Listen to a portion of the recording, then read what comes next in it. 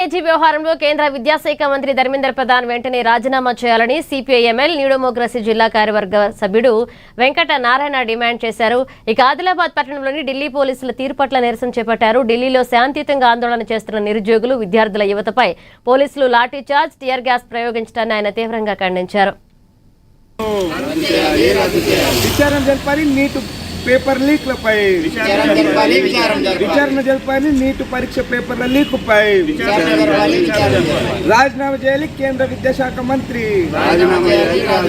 బర్తరఫ్ చేయాలి కేంద్ర విద్యాశాఖ మంత్రిని.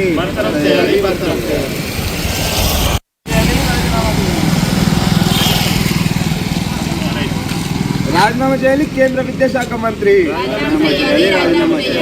సిగ్గు కేంద్ర ప్రభుత్వం విద్యార్థులపైన దాడి చేయడమ్మా. కేంద్ర ప్రభుత్వం విద్యార్థులపైన దాడి చేయడమ్మా. రద్దు చేయాలి ఎన్టీఎస్ సంస్థను. విచారణ జరపాలి నీటు పేపర్ లీక్లపై. విచారణ జరపాలి నీటు పరీక్ష పేపర్ల లీకుపై. కేంద్ర ప్రభుత్వం నీట్ పరీక్షల్లో నిర్వహించడంలో విఫలమైందని చెప్పి దేశవ్యాప్తంగా విద్యార్థులకు మీరు ఆందోళన చెందుతూ ఉంది. నీట్ పరీక్ష లీకేజీ పైన దాదాపు 20 మందికి పైగా విద్యార్థులు ఆత్మహత్యలు చేసుకొని చనిపోవడం జరిగింది.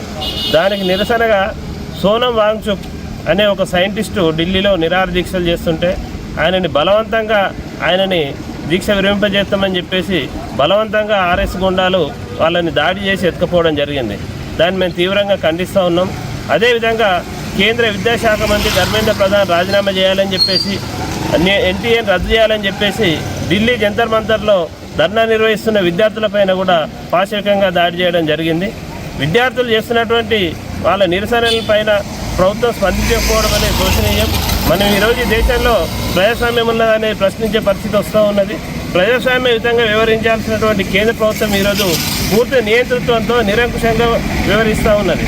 నిన్న విద్యార్థులు చాలా పార్లమెంటు పిలుపునిస్తే విద్యార్థులకు స్పందించాల్సింది పోయి పోలీస్ బలగాలను పెట్టి, పారామిలిటరీ బలగాలను పెట్టి, కేంద్ర బలగాలను పెట్టి విద్యార్థులపైన తీవ్రంగా దాడి చేయడాన్ని మేము ఖండిస్తూ ఉన్నాం. అదేవిధంగా తక్షణమే పేపర్ లీకేజీకి బాధ్యత వహిస్తూ కేంద్ర విద్యాశాఖ మంత్రి రాజీనామా చేయాలి, బాధ్యులపైన కఠిన చర్యలు తీసుకోవాలి, విద్యార్థులకు న్యాయం చేయాలని చెప్పేసి మేము డిమాండ్ చేస్తూ ఉన్నాం. లేని పక్షంలో పెద్ద ఎత్తున ఆందోళన కార్యక్రమాలు నిర్వహిస్తామని